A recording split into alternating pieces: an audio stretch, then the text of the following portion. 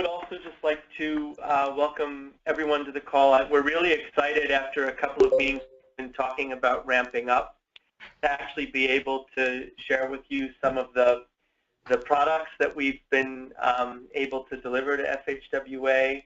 We're going to be talking about the completion of phase 1 of our job priorities and needs reports, and we'll have the ICF team talk about that.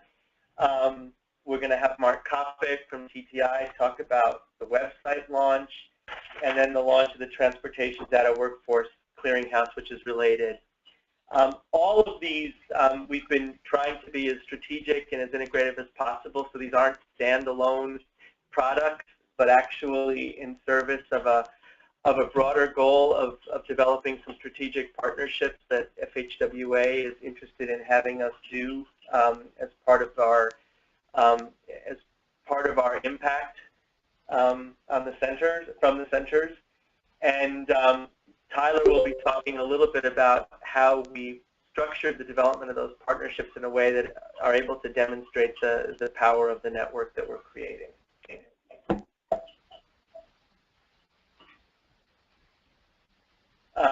A couple of things that are upcoming that we also just want to highlight and bring to your attention to show how we're trying to share the fruit of what we're doing.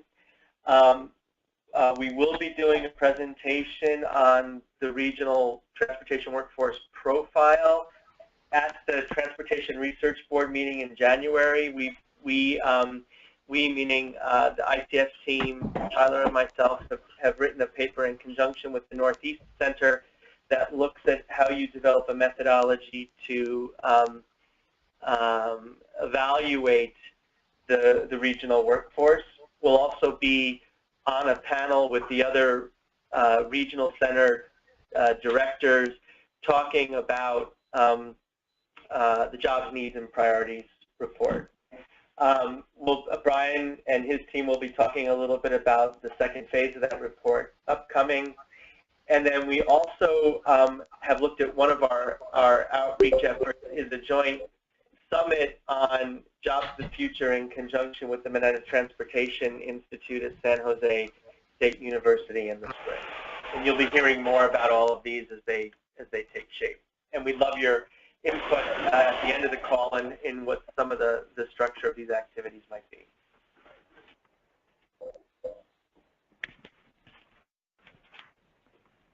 So the agenda for today, we're going to start with the development and launch of the website, which we're really excited about.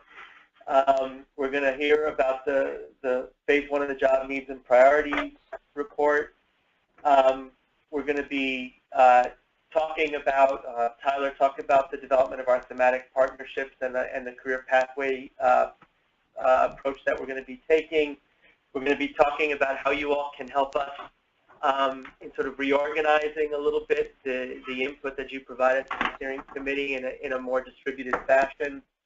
And then we'll have two of our members talk about work that they're doing that we think are maybe examples or illustrate what we're trying to accomplish with our partnership and pathway approach. So Tyler, why don't you take it over now? Thanks, Tom. I'm just going to very briefly say a few words and then hand the baton over. Fran, are you on the call?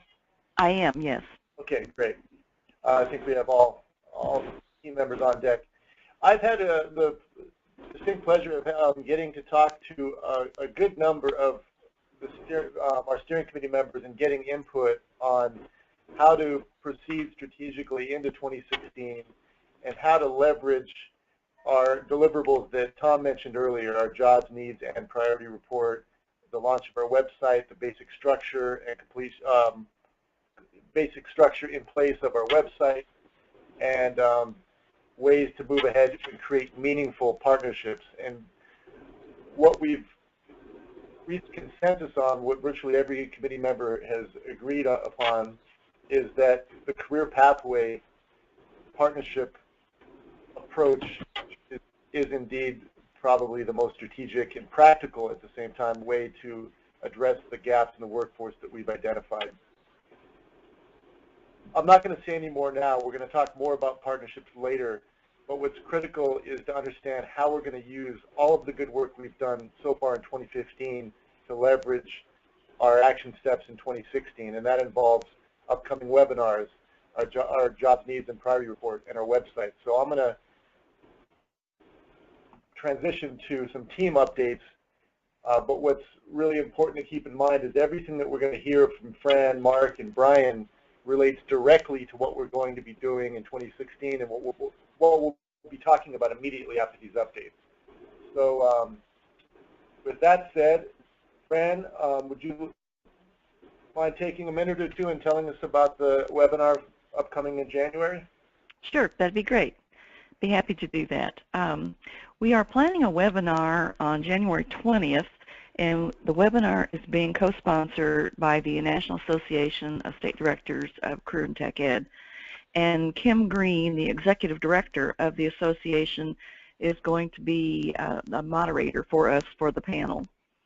Right now we're looking at 3 different states and 3 different programs to be presenting. The first one is in Nevada at Rancho High School. It's an aerospace engineering and robotics program. The second one is in Colorado, and it is a STEM engineering program related to transportation, where they're designing an electric car that can go for 1 hour with a 180-pound person in the car. And the third is the a program in Long Beach, California. It's an international trade program where we'll be focusing on the logistics and distribution component. So that's all in the works, and we're looking forward to a wonderful web conference. We recently did one for the Northeast, and we had 103 people register for that conference, and it's now online for others to view if they weren't able to attend. We also continue to gather program information on innovative programs, and that is a work in progress. So we are making significant progress on that task also. Any questions? Fran, would you talk a little bit about the sort of intended outcome or impact of identifying the best practices and how we make sure the dialogue continues after the webinar? Right. Our goal really is to help people find good examples of innovative programs and have a depository where they can go to search for program information.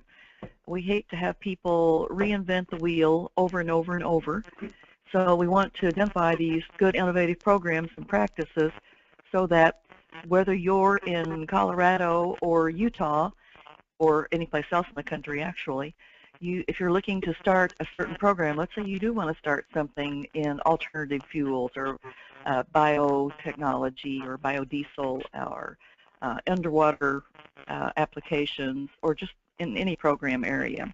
You could do a search of the database and find people who already have these programs going, and with contact information so that you could automatically link up with those people and talk to them about how they got their program started, what are the resources they're using, you know, what are the pitfalls that they should avoid. Because we know that people are over and over again trying to start new programs or even enhance the one that they currently have, and they're struggling to find information that would help them improve their program. So that's part of what we're doing. With the web conference, we're trying to design, in addition to letting people know about these innovative practices, is to establish a community of a practice among these people, so that hopefully when they're even online, they can start to form relationships with each other through our chat pod, so they can ask a question and other people, in addition to the speakers, can respond to their questions to help them find resources or just other questions that they may have. So this will be a constant source, and these will all be posted in many places. For example, the State Directors Association has posted the link to the web conference on their website. That one will also be in the Northeast Center, and we'll also have it on transportationcareers.org. We'll do something similar for the Southwest once our web conference has been completed. So the other piece is we are continuing to identify people in the field, stakeholders and practitioners who want to receive more information. And so by collecting email addresses and information, we're able to send them information that they may want on a regular basis. Not too regular, we don't want to wear them out with email, but once every month, every couple of months, we could send them a blast with information. And that's really part of how we had such a good showing of people registering for our first web conference in the Northeast. We sent a blast out to all these people that had previously identified, and many of them registered for the conference. So it's a continuing process, and we want to build on everything that we're doing in a continuous way. Thanks, and I want to add that as we design these, we're always cognizant of our thematic focus areas and how it supports and reinforces the other efforts. So the compendium of resources starts to look and reflect the best practices that are shared through these type of activities. Excellent. Well, thank you very much, Fran. I just want to note that looking forward to our career pathways discussion, the good work that Fran is doing as a part of our team is really critical in putting these important jobs on the radar of young people in high school as they head into trade schools, community colleges, and four-year universities. It's an absolutely essential part of what we're trying to do here. Moving on to our website, I'd like to pass the baton over to Mark Kopic, who's been spearheading our website development. And let's see, trying to find the right.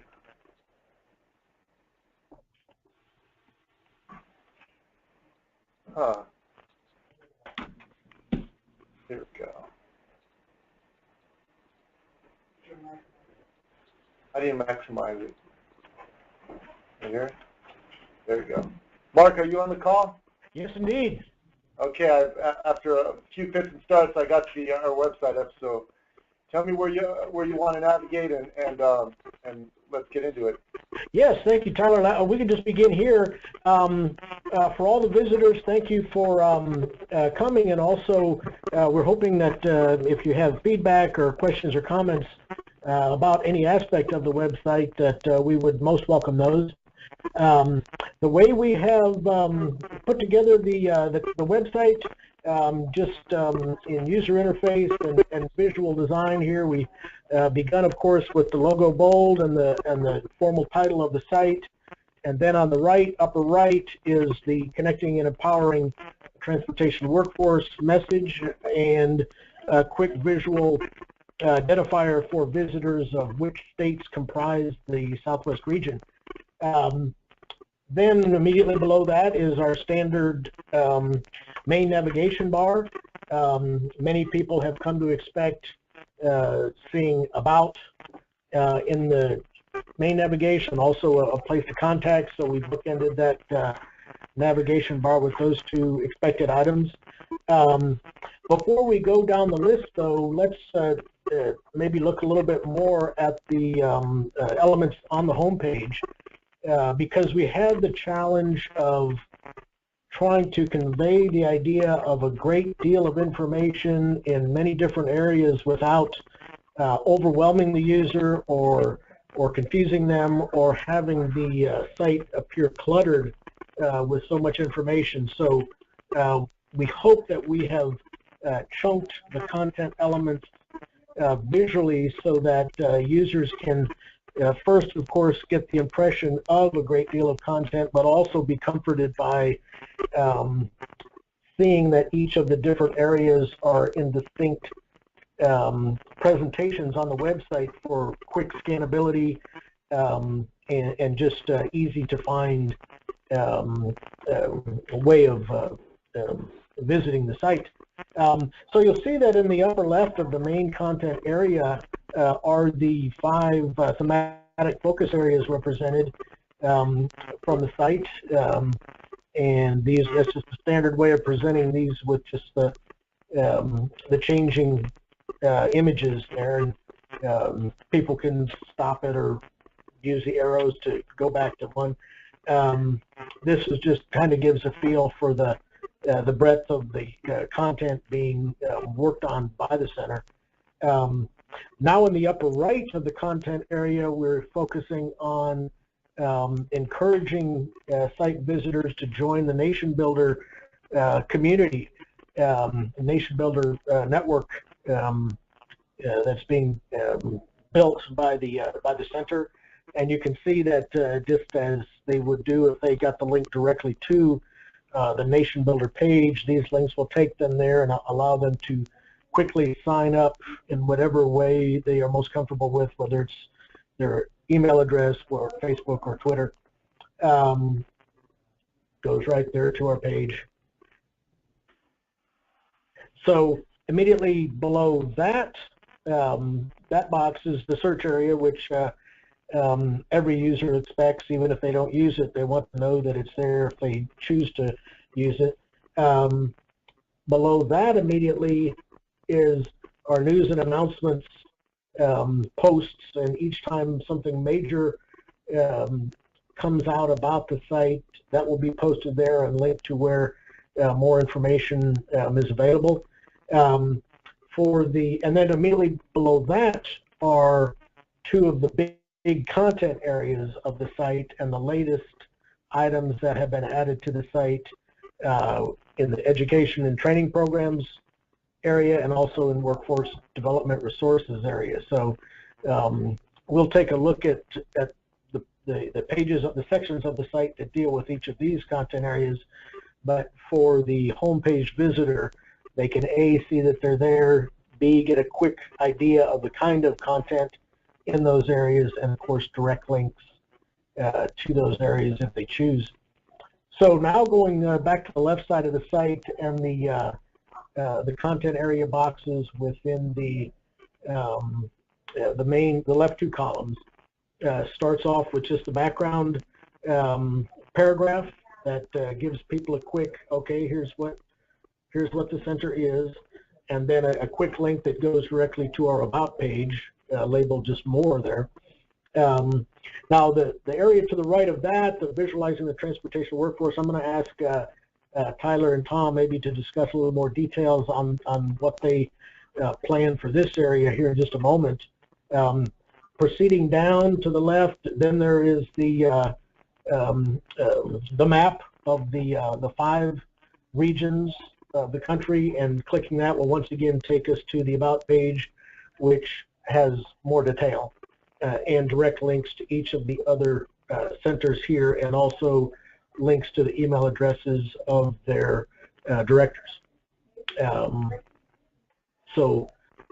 then to the right of that map is the area where we're going to be soliciting best practices from the visitors to the site, to those who are stakeholders, to those who want to add their own program or other type of best practice. And each of those links goes directly to a form that will, once it's filled out, that it will immediately be presented to the site administrators as a draft, and will allow them to then either contact the submitter for more information or just click publish, and it'll be part of our clearinghouse and our database. So those are, we have hopes for these, that people will feel free to submit their own information where it could be beneficial to the rest of the visitors to the site.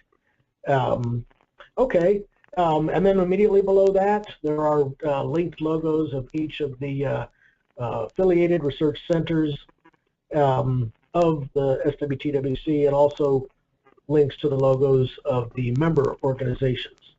And that's the home page, and we think that we hope that people will be able to get a quick idea of the kind of content of the site, to be assured visually that there's what they're going to be looking for will be there, and that it will be hopefully easy to find. Okay, so I'll go back to the top navigation bar. After the About page, which we've seen, link to the steering committee members, each of yourselves here with your titles and background. Please, of course, review, and we can quickly and easily make any adjustments when there are changes to your bios and information. We can very quickly update those. So this also will, of course, for site visitors, add to the credibility of the center. Just seeing the number of individuals that are part of our steering committee and their backgrounds, and we thank everyone for being part of this. Next is workforce initiatives. This is a in progress section, and that is going to be added to soon. After that, labor market analysis, where you can see that this is the other place. So far, this is the other place to access the job priorities and needs report that we mentioned. So you can people will either be able to find it under this tab, or as long as it's current, under the news and announcement section there as well. So the next major content area is the education and training program section, and here we go. Yeah, if we could just click over there, Tyler, will be good. Oh, let's see, everything all right with that? There we go. So as a quick glance, you can see that we've got some kind of problem with the. I wonder if that computer is kind of getting over. Yeah, it looks good on my machine. Yeah, I think there may be a issue with the presenting computer, but we can still see the main list and the total results displayed there. And as we go down, we can scroll through each of them. I think when there may be a like I say issue with the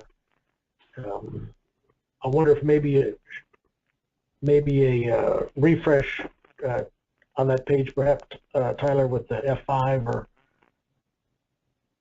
yeah, it looks like it's having some kind of trouble rendering the page. There is a lot of content on the page. We actually only have like 50 items per page, in this case the 238. But ordinarily we'd see on the right side here the search box for the entire website again, and also means of filtering the display down by choosing selected terms from the three chosen taxonomies for this content area, which are called focus areas, training type, and education level. So individuals wanting to scan this section would be able to choose that way. We'll double check and make sure it's not our development server not being able to keep up with this. Our production website will be on extremely strong server platform. So if this is even though it looks fine over here, we'll get this resolved. How about going to the resources tab now? And it really is similar. That again, we'll have on the right side, and y'all can actually go to this site if you like on your own machines now, if it's easy, just to type in that, forgive me, kind of long URL. But again, all the items that we have in this content area, 481 so far, are listed, and then again, people will be able to filter down the areas in which they're most interested. Yeah, let me put the URL in the chat, which is the easiest way to work with this. There we go.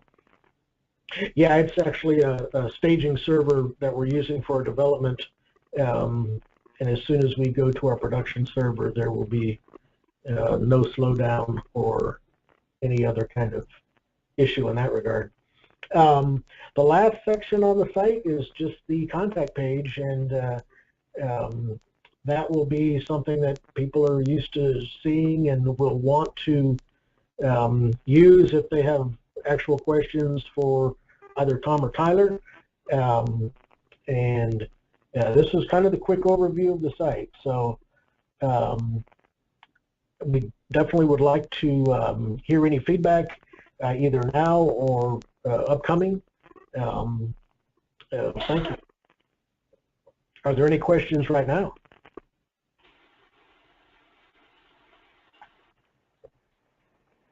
Well, thank you, Mark. Picking up where you were, the thread you left earlier, the one item that Tom and I can talk a little bit about is, so, Terry Bills, are you on the line? Yeah, I wasn't able to. I was hoping maybe Terry was on as well, but yeah, I didn't see Terry on the list, Tyler. I'm sorry. One of the things that our core team has been discussing over the last year is innovative ways to visualize the transportation workforce that leverage new technologies and impart new ways of engaging workforce development.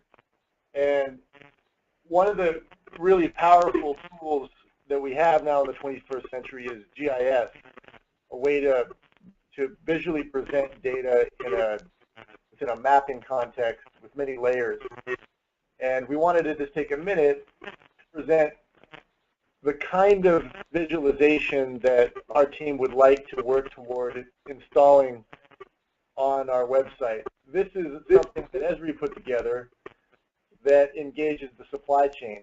And it's a series of slides that provide a visual narrative to understand how important, involved the global supply chain is around the world, and then bringing it home here to the Los Angeles, Long Beach area with the two major ports.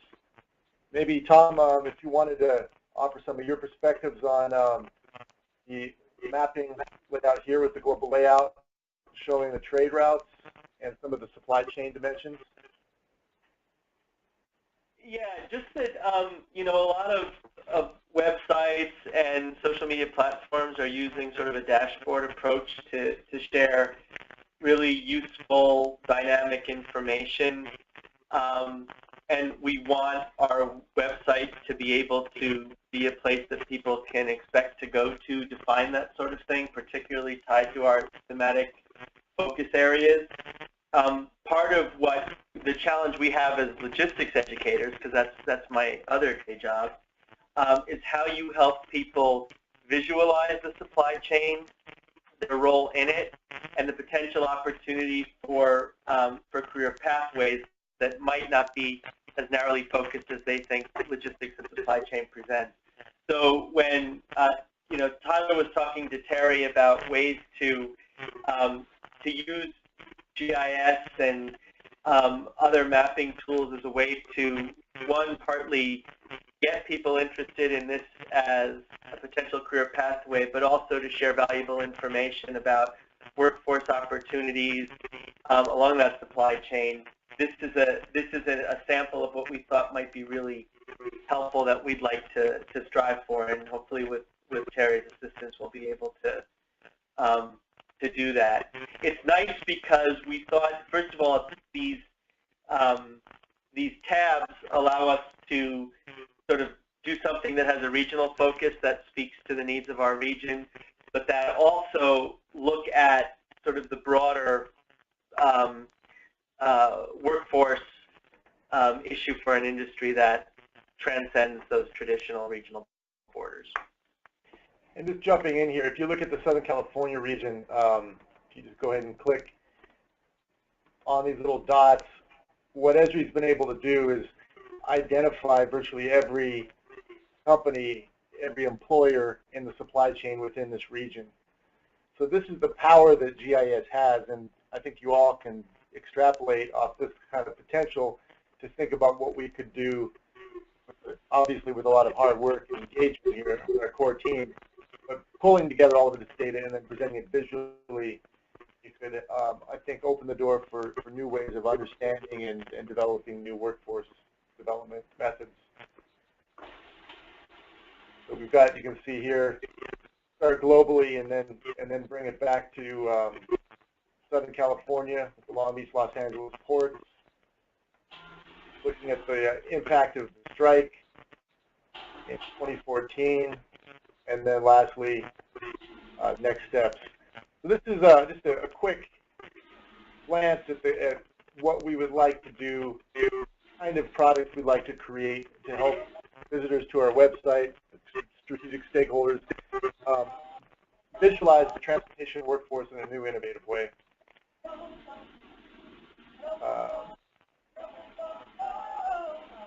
So I think somebody is on, maybe needs to mute their phone who's not on the call.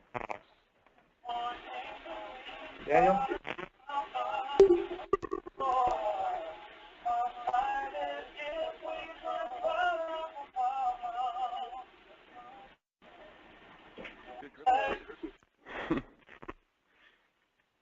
Thank you, whoever that was.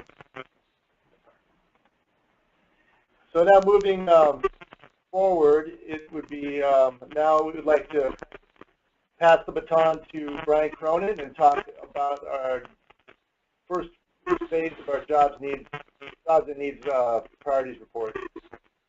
Yeah, thanks, Tyler. I appreciate it. And I also appreciate everyone's input from the steering committee in developing the job needs and priorities report. We're really excited to have a full version of the Phase 1 report.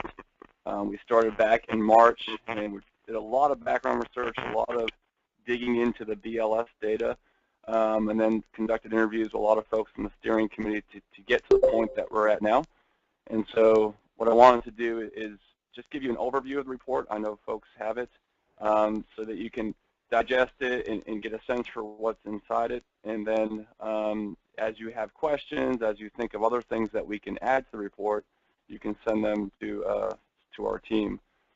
So if we could, let's just start at the table of contents on the screen, and I'll walk through the major sections for everyone. And as was noted earlier, either you can get this through the website, or I believe Tyler sent it out to folks as well, so hopefully you have a copy of it.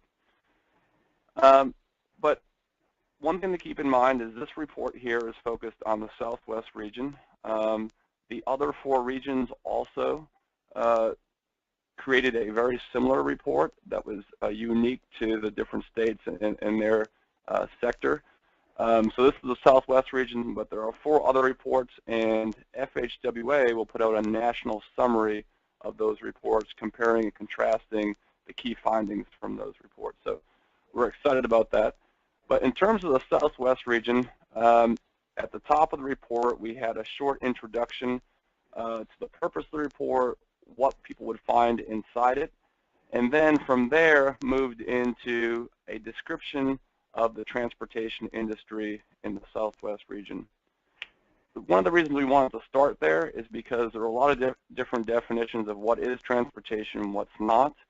And so we wanted to set the foundation for our report and really the center for what we consider part of the transportation industry in this region.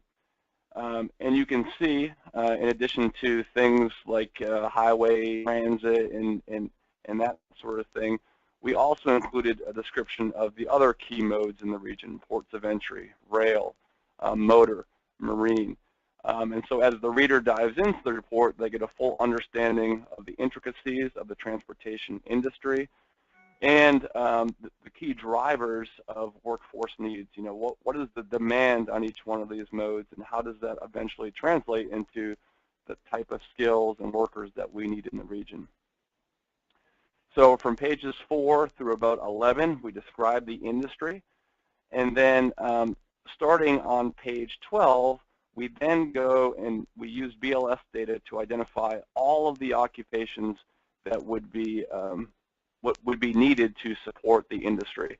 And that gave us about 90 different occupations across all of those modes, which was pretty neat to see. And we used BLS data to identify the current number of incumbents in those occupations, and then the projection of demand for what those the numbers that BLS anticipates will be in those occupations, and I think it was 5- and 10-year increments. And then we have some other information in there, as average wage and things of that sort. So we move from the description of the industry into a description of the transportation workforce as a whole in the Southwest, and like I said, identified all the jobs in the region and the different BLS components of those jobs. But obviously, 90 jobs is a lot for any one group to focus on.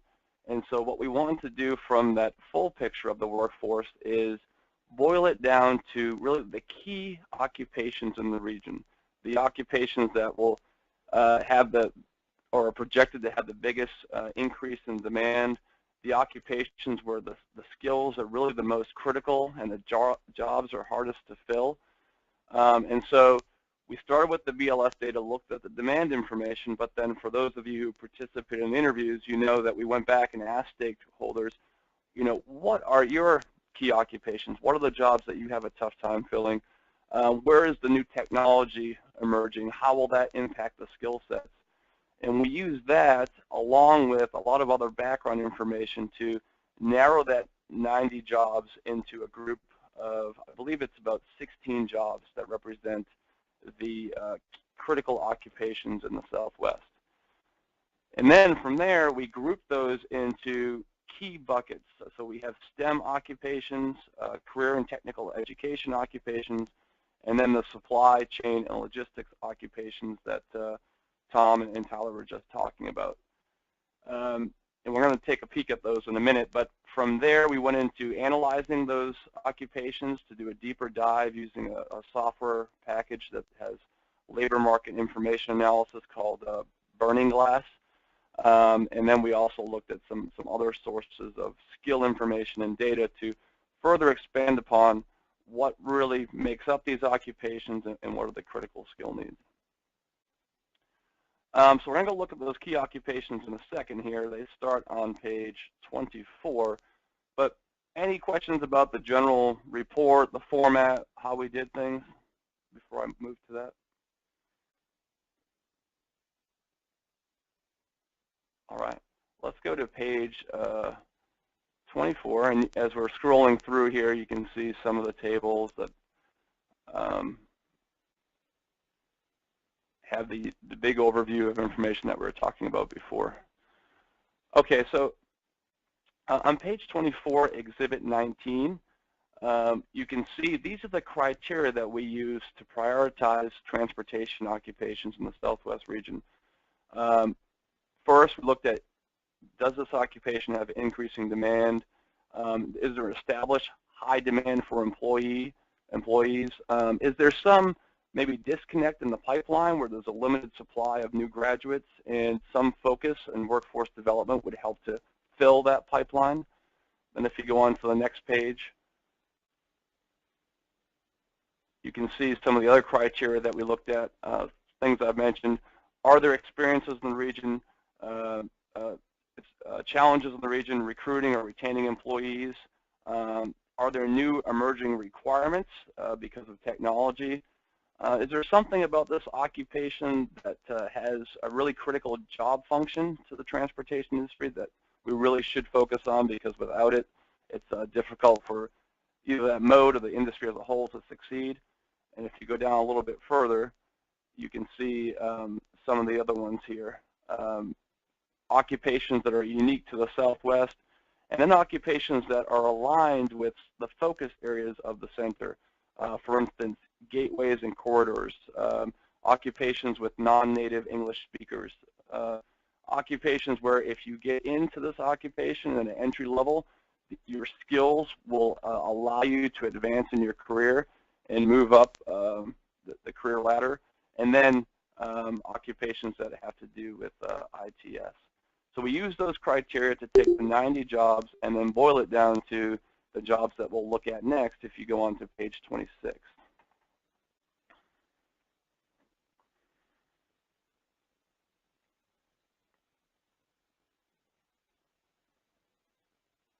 just going down a little bit here, and you can go one more page actually. We're going to look at a table. I guess it's on the top of 27. So here are some, here are the STEM occupations that we identified as critical in the Southwest. One, computer and information system managers, just a growing need for ITS knowledge across the Southwest. Civil engineers, always critical to the transportation industry. In fact, we've had a chance to see the reports from the other 4 regions, and civil engineers is a constant need across the entire U.S. The other one here in the Southwest was surveyors, a growing need for employees with GIS knowledge. And it's just really a small job market for surveyors, so they're difficult to find. And if you tick down just a little bit more in this table, you can see we also identified urban and regional planners as very important to the industry in this STEM cluster. One of the reasons why we wanted to cluster the jobs into the STEM, the CTE, and logistics is because there are going to be programs that align with one occupation, like civil engineers, but then there are going to be other initiatives outside of the center through a Department of Labor or a university that focus on STEM as a whole. So we wanted to make this portable to folks outside of the center so they could kind of link up with what we're trying to do in phase 2 of the report. So if you go to the next table, you'll see the key occupations in CTE, surveying and mapping technicians, operating engineers, bus and traffic mechanics, bus drivers, and then heavy tractor trailer drivers. Again, these were all critical needs that we heard from the interviewees, as well as critical need as identified through BLS. And then we'll go down to the last table in this section and look at the Southwest supply chain and logistics key occupations. You have transportation, storage, and distribution managers, logistics, and then labor, freight, stock, and material movers. So that's the list of priority occupations. We're going to continue to assess this list going into phase 2, but for right now, that's kind of the boiled down version of the key focus areas in the region. But if you have some feedback on this list, if you see something that's not there that you think maybe should be, feel free to send it our way. We'll definitely consider that. And if you're just interested in learning more about what's in these occupations, if you understand that they're a challenge or that there's something that you're looking for to find out more about these jobs, you can look on the pages that follow, and there's about 10 pages of pretty deep dive analysis on what these occupations are all about. So hopefully that helps to give you an orientation to the job needs report. Again, I'll stop. Any questions or thoughts that folks have they want to pass along? This is Lee. Great report. So my question is really, as you move to the next phases, will there be a point where we'll map this against the colleges and universities who are actually offering programs that align with these occupational areas? Yeah, that's exactly it. So phase 1 was all about understanding what was in the workforce, what are the priority occupations, but then going into phase 2, it'll say, okay, if these are our 16 or so priorities, how does that map to existing workforce programs and education offerings in the region? And we'll spend January through June creating a similar report, but having that linkage like you described, Lee. And so that what that will do is say, okay, what can we leverage, that's already in existence? What can we expand that's in existence to help these occupations? And where are there holes that maybe the center has to think about, helping to fill in some way, shape, or form? And I'll add in how the partnerships and the pathway strategy gets us, or sort of illustrates some of the challenges and opportunities with these prioritized jobs and occupations. Yeah, exactly.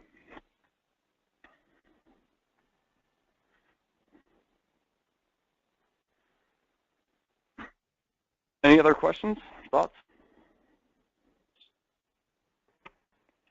Thank you All right, very well, much, thank you. Thank Brian. you. Great overview, and this really sets the stage nicely for the next item on our agenda, which is a discussion of our partnerships. As you all know, FHWA has a number of key deliverables that we as a center are responsible for.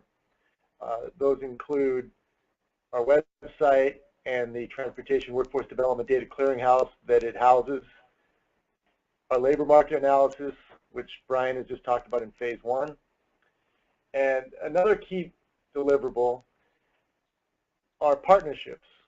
And when I say partnerships, we don't mean meet and greets, networking things, one-off events where you gather folks and they all leave and nothing really materially happens beyond that.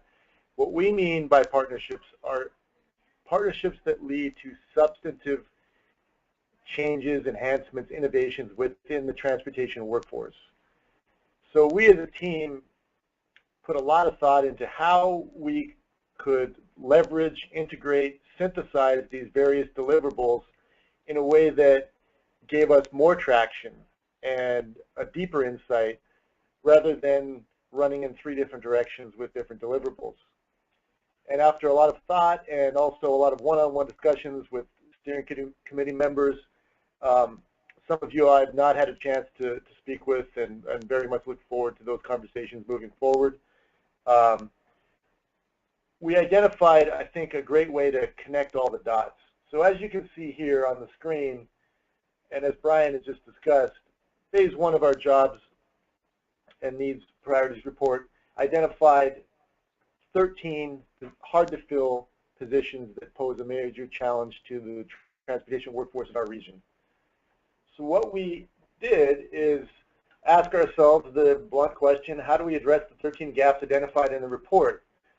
And the course of direction we came up with was the formation of action committees.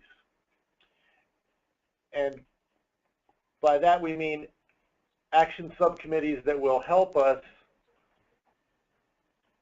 develop more targeted approaches and partnerships to identifying these, to solving these challenges in the workforce. So what we're proposing is next year, in lieu of full steering committee meetings as we're doing now, in Q1 and Q3, we will meet in subcommittees. And we'll talk more about what that means in a second.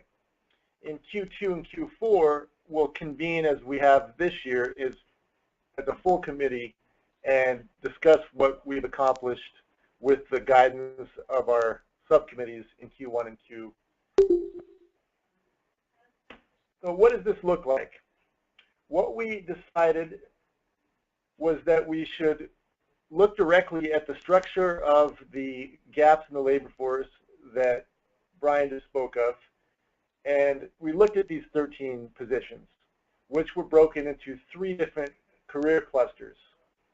And what we decided was we would put together these action subcommittees to help offer high-level guidance to our team in developing partnerships that advance our thematic focuses as a center, as well as the gaps identified in the report that Brian just discussed. So looking at our first career cluster and our first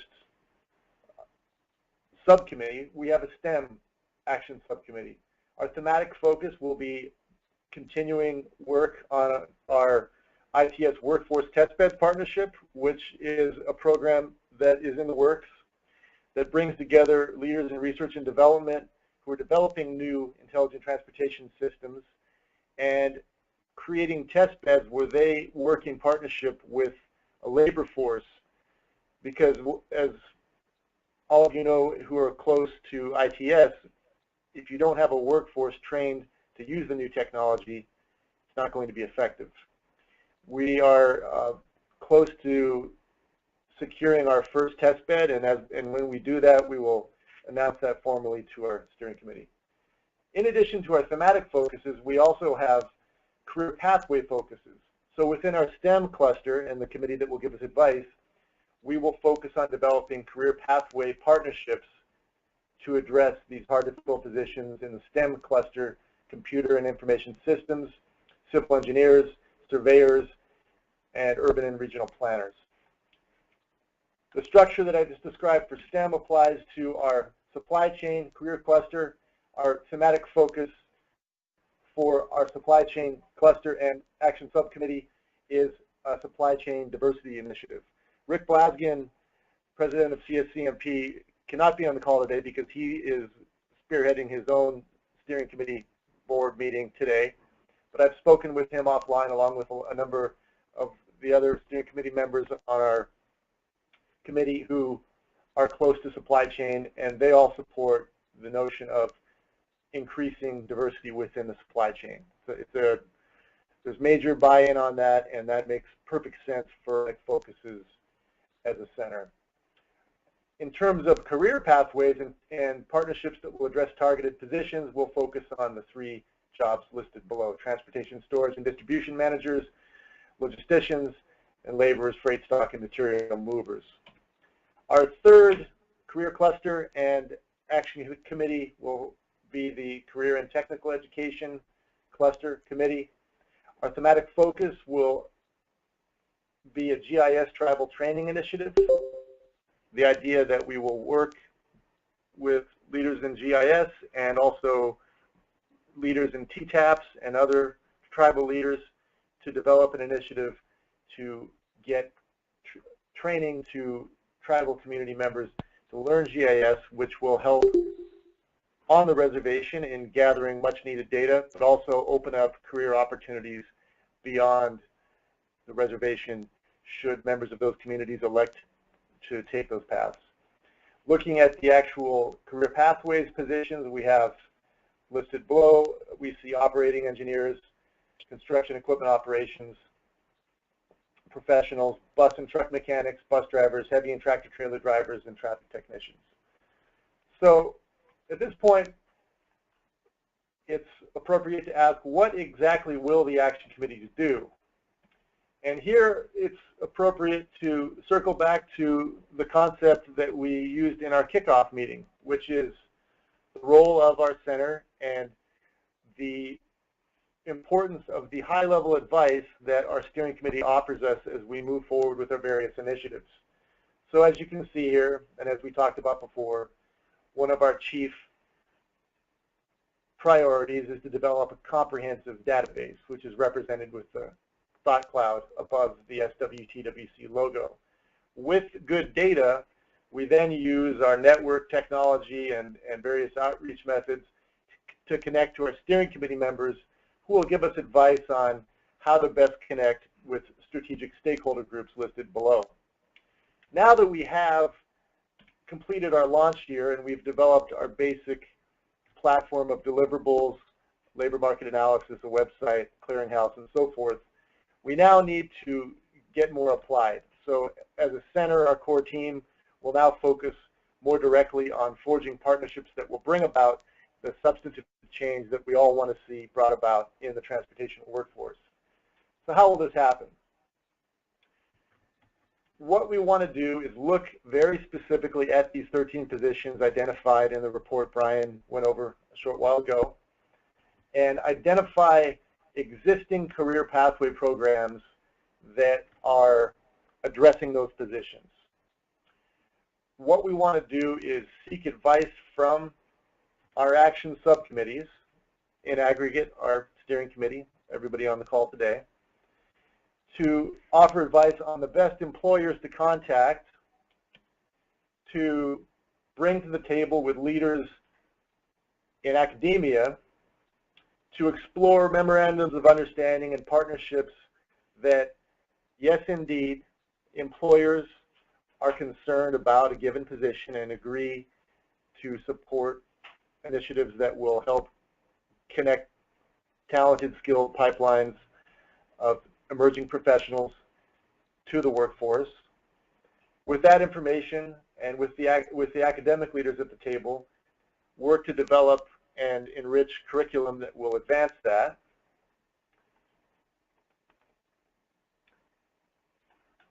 And after taking an inventory of that, ensuring that we're not reinventing the wheel, identify any positions within our analysis, gaps in the workforce that don't have an existing career pathway, and in those cases, support efforts to bring together leaders across the educational continuum in the workforce and elsewhere to support these new pathway programs. As everybody on the call knows, there are many, many emerging transportation positions that have never existed before. Therefore, there's no real precedent to develop curriculum for those positions. But that's no reason, of course, to ignore them. Rather, we need to innovate and develop a best practice model to identify these positions moving forward and then develop the career pathways required to get the emerging professionals trained and plugged into these positions.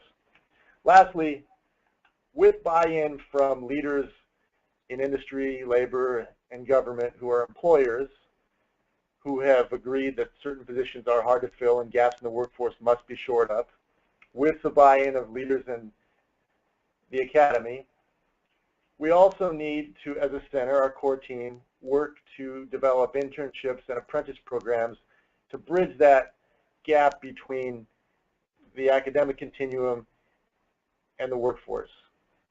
So this is the approach moving forward that we want to use to respond to these gaps in the workforce.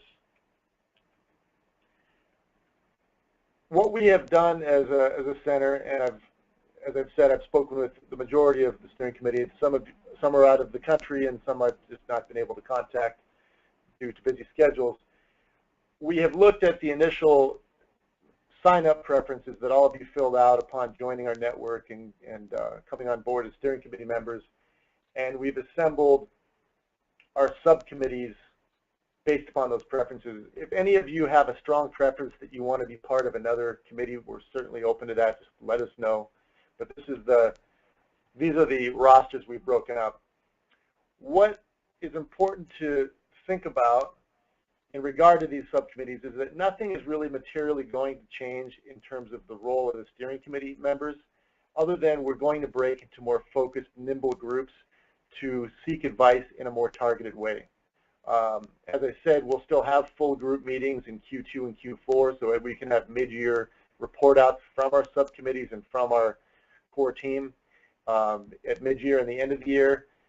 But in Q1 and Q3, we'll have an opportunity to get more focused advice and high-level advice from thought leaders on our steering committee steering committee, I should say.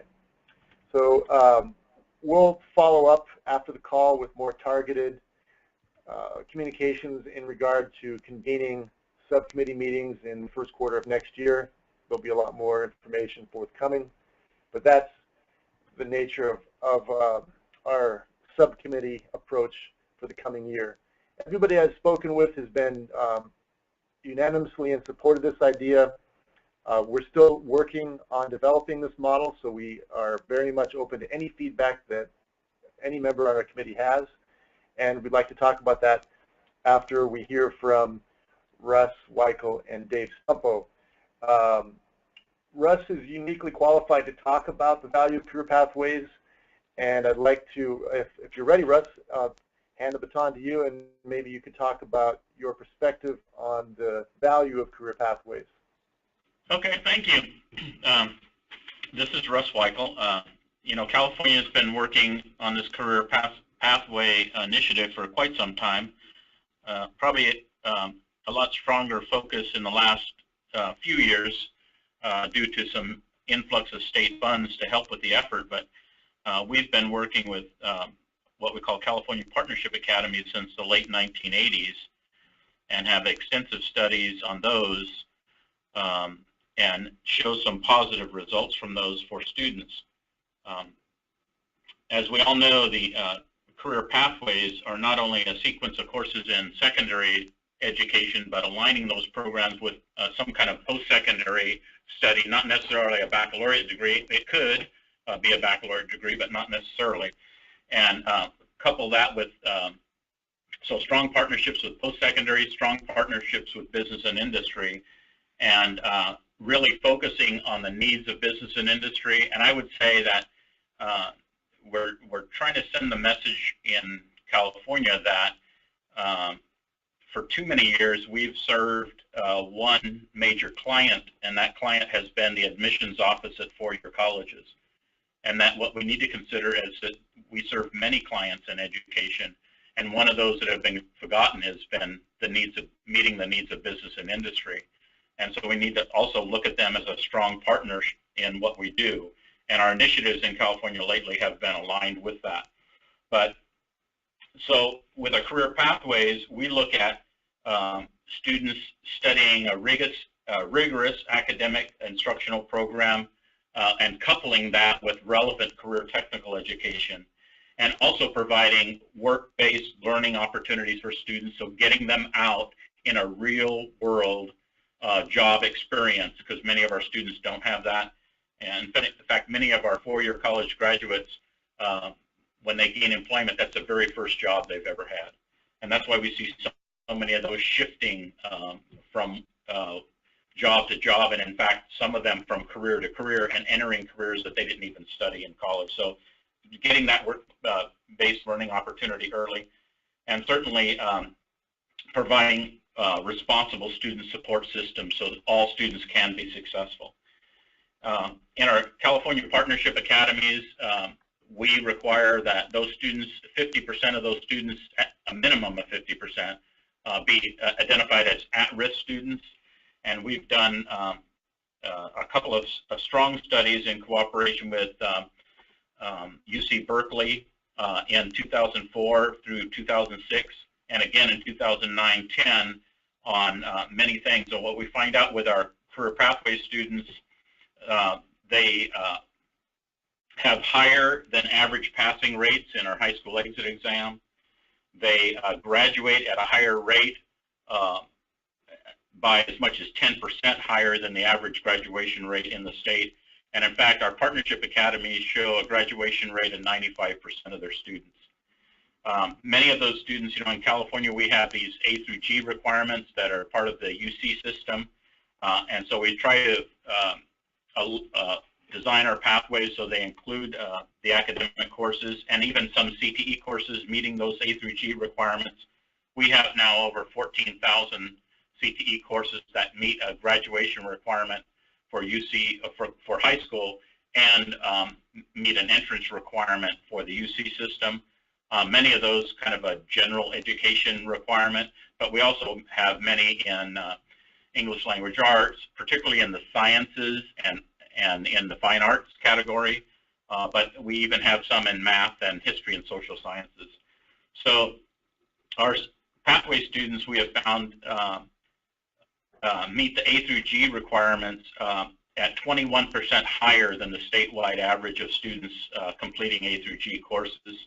So we think that's a significant indicator that pathways are very supportive of students. We've also, these studies that were done by the UC Berkeley find that that these students graduating from one of our academies earns 11% more per year than the average high school student or non-academy student, whether that student goes to college or not, but they earn 11% more. We find that our students attend and successfully complete college at about the same rate as non-academy students. But one interesting fact is there was also a study done that found that academy students or pathway students actually lived independently after graduation at a greater rate than non-academy students. So that might make a few parents happy that the students were able to do that. I think, so we see many benefits for our students. It helps students or schools and districts align their programs with local and regional workforce needs, and that's becoming more and more important in our state, not only with the statewide initiatives, but with the reauthorization of the Workforce Investment Act into the Workforce Opportunities Act, and then now with the reauthorization of Perkins on the horizon. We're seeing a stronger focus on meeting regional workforce needs, and so we're trying to do that. And I think these pathways help school districts and schools align their instructional programs to those local and regional workforce needs. Students actually see the relevance in what they're learning in their academic courses. And I think particularly one way I like to say it is it answers the why question for students. Oftentimes students, why do I have to take algebra? Why do I have to take this class? It answers that question for them. And in fact, it answers the why question of why attend college. Because it certainly, they're more focused when they enter college. They make better selections on which college to attend because they have a better idea of what majors they're looking at. So we don't see students as often entering a college and deciding on a major and then realizing they're at the wrong school, that maybe they chose that school because it was close to the beach rather than it had the appropriate major for them. So we're seeing those benefits. I think we're also seeing benefits with cooperation with business and industry. There's a company in Georgia called Southwire who has a very strong connection with schools and developed a program in cooperation with their schools to help prevent dropouts, which is a great story. And you could research online Southwire and look at their program. Can't off the top of my head remember the name of it, but I think it's something about 21 to Life, I think is the name of the program. They have a very connected program. We have a strong, we have a very large agricultural company in California that does Fiji water, pomegranate juice, the little wonderful pistachios. That company has a strong connection in the Central Valley with our schools, and to where, you know, those connections are, those business and industries are helping educational institutions craft these pathways. So they're crafted in such a way to meet that business and industry need and also serve the students and preparing them for both college and careers. So these students that graduate in our career pathways have some anecdotal, I guess, data is we see and we feel that we make stronger critical thinkers of them. We believe that they have a more global perspective when they graduate from high school, and they certainly are, we're providing them with greater opportunities because in the past, with the four-year college admissions office being our client, we actually closed some doors to some students because while they were graduating from high school, they may have not been prepared or qualified to enter the four-year college and really had little or nothing to fall back on and or prepared for little or nothing else. And so we find these pathways really providing more opportunities to students and leaving more doors open to them than the focus just on the college admissions office. I think one of the areas that we're struggle with a little bit on our pathways are developing these strong business and industry partners. Some are business and industry see this, the value to them with limiting employee turnover and increasing employee retainment, maybe lowering expenditures for training of new employees because with a close cooperation with schools, that training happens at the school site, or a lot of it does, preliminary training, because the employers helped to coordinate that and plan that. We have already seen stronger relationships with our community colleges through this effort. And then I think the other thing that's really helpful for business and industry is, and for lack of a better way to say it, they with a strong connection with schools, they actually have the pick of the litter. So they get to see these students perform in the workplace and have a better idea on what kind of an employee and realize that these students are qualified to enter in their into the workplace. We understand that many foreign countries, particularly the European countries, are aware of this and they recognize the benefits, but I'm not sure that the companies in the U.S. have been sold on the benefits of providing work-based learning opportunities for students, mentorships for students, those kind of activities. You know, the Swiss government, the Germans, and all those European companies have a pretty robust apprenticeship kind of program where they get students out into the workplace at a very young age, and they actually see the benefit to that. Many of those students go on at some time in their life and complete a four-year college degree or higher degree and are quite successful. And so, you know, we believe there's not only benefits for our students, but certainly benefits for the business and industry folks. I couldn't agree more, Russ. It's an excellent overview, and I think that's your concluding point there was is a great segue to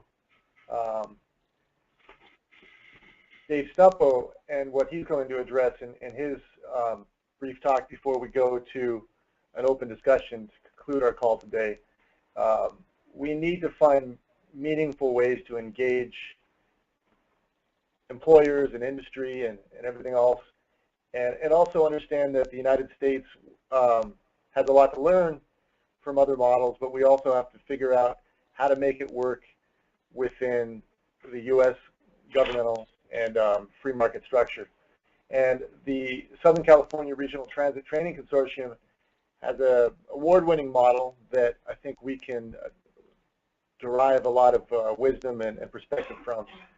So Dave, if you're ready, maybe you could talk about ways that we as a team here could use some of the best practices used by SWTWC to move forward on the career pathways efforts. Well, thank you, Tyler, and hello, everyone. Russ, that was a very interesting piece of information, and I'm glad that Tyler and I spoke, and I have a chance here to talk a little bit about some best practices. And a lot of you may not know the Southern California Regional Transit Training Consortium was developed around 11 years ago. Today it stands at around 45 members with a lot of emphasis in California, although we have a member out of Colorado. But we certainly have a lot of interest from around the country, including Canada. And so our consortium is made up of transit agencies, educational institutions, and public and private partners. And we're really the broker to be able to fill the needs of transit agencies related to technical training. And what that means is that transit agencies basically don't have the resources or the technical expertise really to build curriculum. They tend to take the best technician off the floor and make them a trainer, and that's the way they handle it. The large agencies, vis-a-vis LA Metro, Long Beach Transit, Orange County Transit Authority, are at least blessed enough to have trainers, and they're able to qualify them as trainers, and they go on and do their own thing. But many of the other agencies, and there are so many in California, don't have the ability to have the resources of trainers. And so that's what this consortium provides. It's basically the marriage between transit and education. And education being the experts at how to build a curriculum, and the transit agencies being the subject matter experts on what they need in terms of curriculum.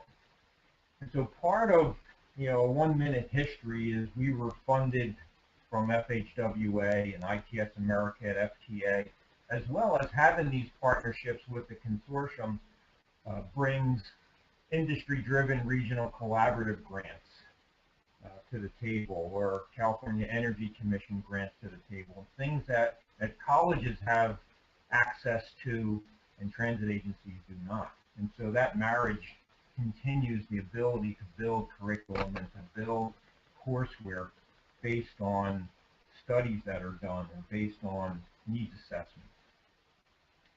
And so we're proud to have been able to deliver over 65,000 hours of training since we started this, and we have become almost the impetus for all training for the transit agencies. Although we're not a one-stop shop, we think that transit agencies should continue with their programs and utilizing our expertise and our resources to be able to continue moving forward. But when you talk career pathways and you talk best practices, we like to look at it as we're not the one source. However, meaning for us is important. And what those best practice and career pathways mean to us and mean to our members. And we look at it as two areas. The first area is always new employment.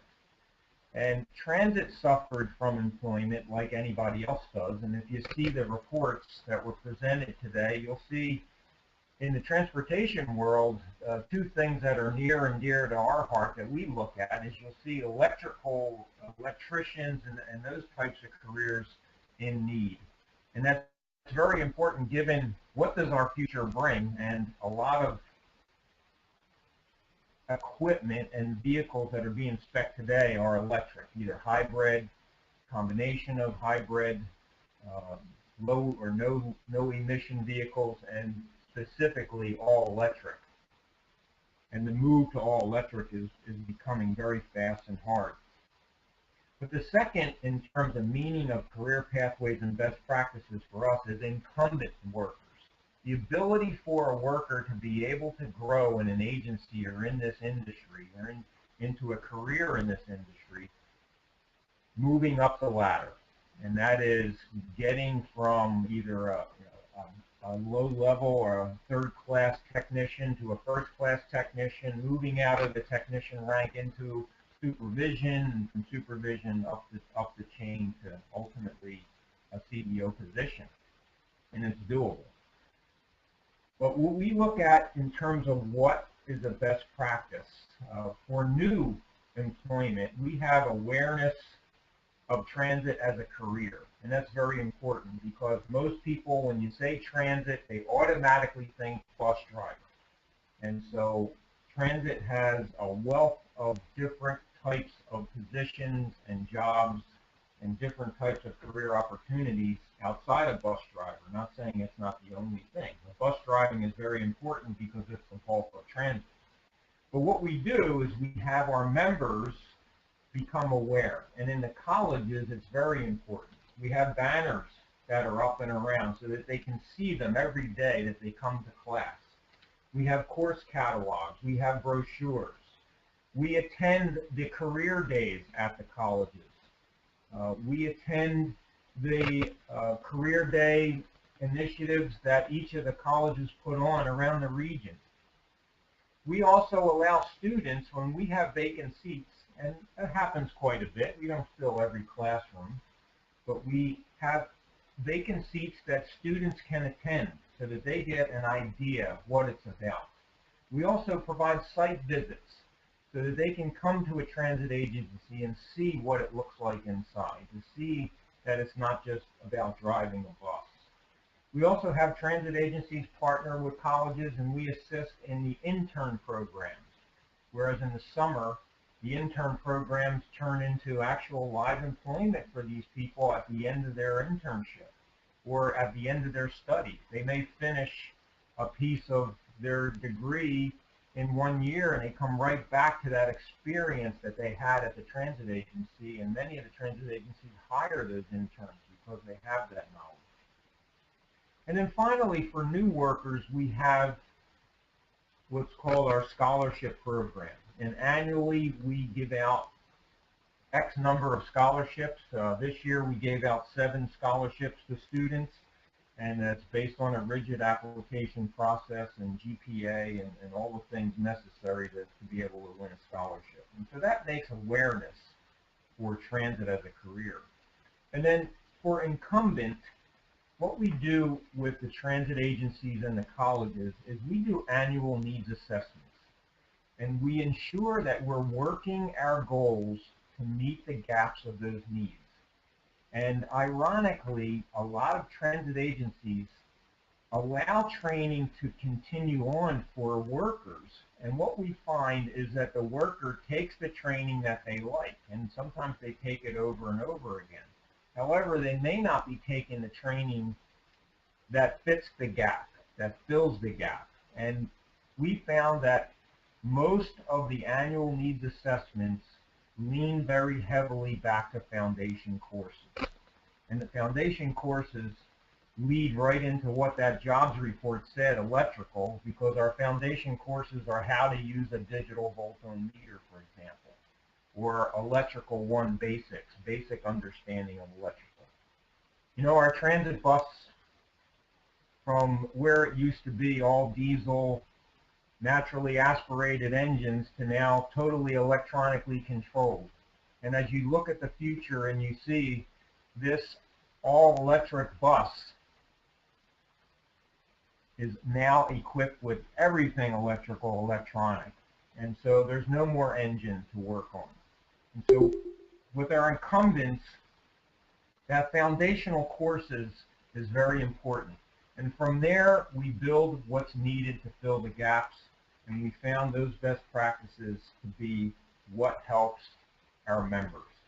And this year, we've completed building 3 distance-based education courses so that transit agencies don't have to send people to a classroom, they don't have to travel, they can do it in the luxury of their organization, their own training rooms, and then they get the power of many, where others see what's going on. They see them taking a course from an iPad, for example, where they utilize that iPad in their work environment to see how they use a meter step by step while they're actually working on equipment.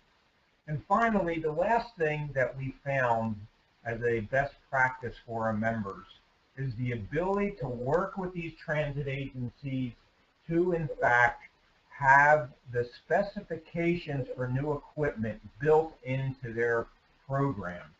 And having that built into their program enables them to get good training at the end by the manufacturer when the new piece of equipment arrives. And so that's kind of the 10-minute overview of what we do. There's a lot of information on our website about the consortium.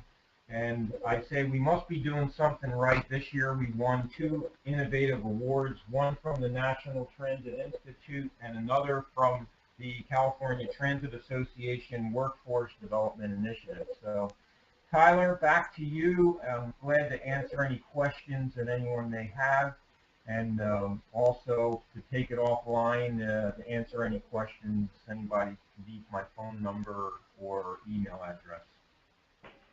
Thanks very much, Dave, and also Russ. Really excellent commentary to support what we're looking to do in 2016. We've covered a broad spectrum of topics related to our deliverables in 2015 and our partnerships, both thematic and career pathway, moving forward. At this point, I'd like just to open it up to the full team.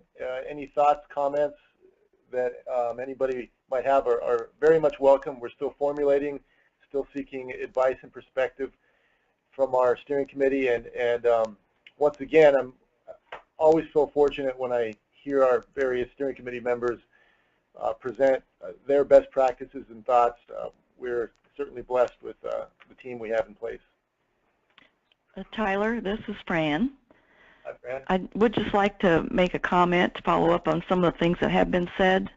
I know that earlier in the presentation when you were showing the model and looking at the career pathways, you specified, looking at new program information and then information where work had already been completed, and we might want to look at those things. And I would just like to mention that the State Directors Association for Career and Tech Ed, of which Russ is a member, developed under the leadership of many federal agencies and the U.S. Department of Education a series of 16 career pathways that span primarily secondary and community college level skills. So I think anything that we start with, should look at those and specifically for the transportation, distribution, and logistics career cluster. We started our work under the direction of Secretary Rodney Slater when he was with the USDOT, and he pulled together all of the major associations, organized labor, secondary and post-secondary education to formulate the content of what would be within that transportation, distribution, logistics career cluster. So, and all of the other clusters were done in a similar way.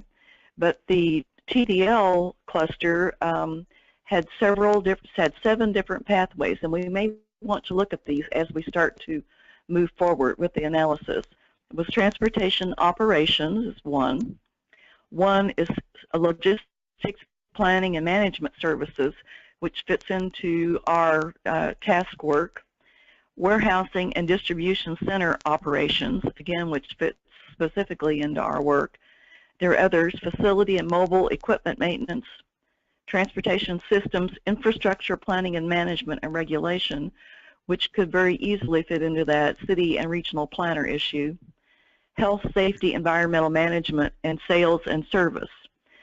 So for each of these, they have developed the knowledge and skills that anyone in the whole cluster would need, and those are spelled out. And then for each pathway, they've developed a set of knowledge and skills specific to the pathway. So I think that would be, you know, one of the sources of information that we'd want to start with when we do our preliminary work. Yeah, I agree 100%. I had the good fortune, as we talked, Fran, earlier about listening in on the recent webinar discussing all of that, and there's no need for us to reinvent the wheel if there's already a well-honed one in place. So yeah, absolutely, all three of our subcommittees will leverage that. So point well noted. Anybody from the steering committee or members of our core team have any input, any thoughts that we should factor in as we develop our plan for 2016? Well, it's just heading into 11:30, so the train left on time and it arrived on time. So I'd like to thank everybody for their support and efforts in 2015. We met all of our key deliverables, and we're now poised to really begin to do the applied work that we all set out to do. So thank you very much. I'd like to wish everybody a happy holiday season, and you'll be hearing from us in the near term and early in the new year with all of these exciting developments underway. So thanks very much.